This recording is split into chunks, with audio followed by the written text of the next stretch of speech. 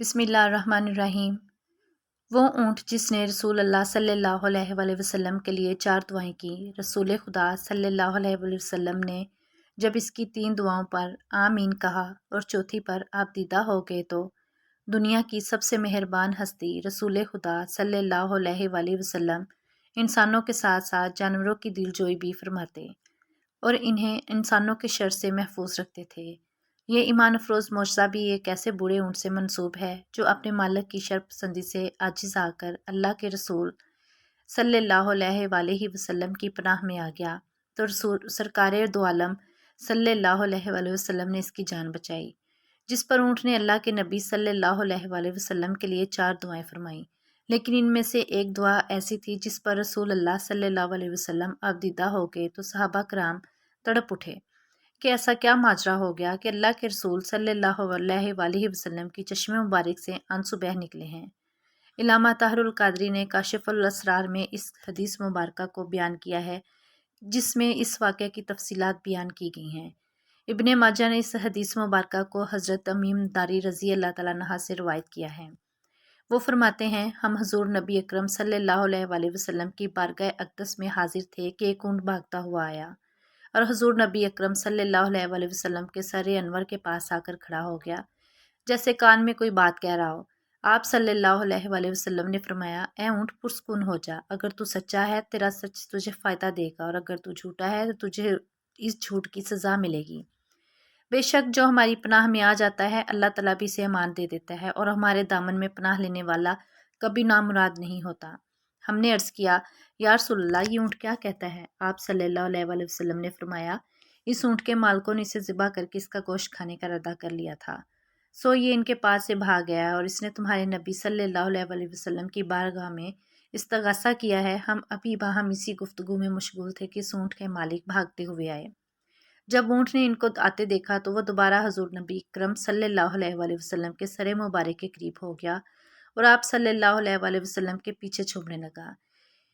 ان مالکوں نے عرض کیا، یا رسول اللہ یہ ہمارا اونٹ ہے، 3 دن سے ہمارے پاس سے بھاگا ہوا ہے اور آج یہ ہمیں آپ کی خدمت میں ملا ہے۔ اس پر آپ صلی اللہ علیہ وآلہ وسلم نے فرمایا، یہ میرے سامنے شکایت کر رہا ہے اور یہ شکایت بہت ہی بری ہے۔ انہوں نے عرض کیا، یا رسول اللہ یہ کیا کہہ رہا ہے؟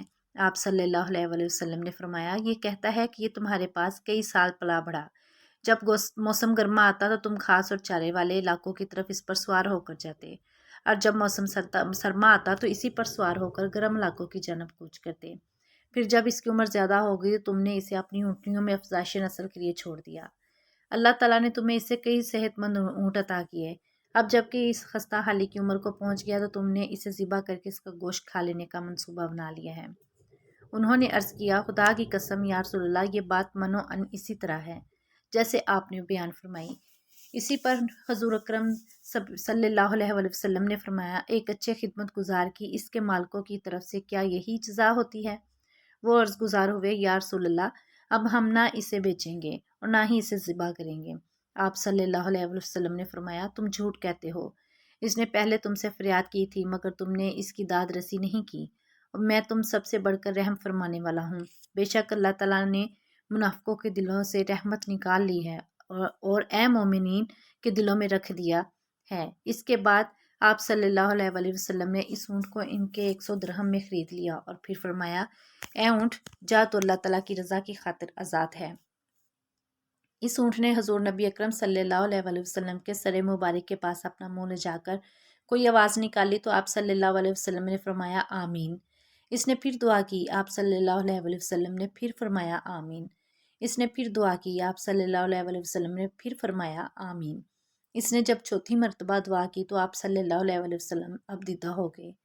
ہم نے عرض کیا، یا رسول اللہ یہ اونٹ کیا کہہ رہا ہے؟ آپ صلی اللہ علیہ وآلہ وسلم نے فرمایا، اس نے پہلی دفعہ کہا، اے نبی مکرم اللہ تعالیٰ آپ کو اسلام اور قرآن کی طرف سے بہترین جزا عطا فرمائے۔ میں نے کہا، آمین۔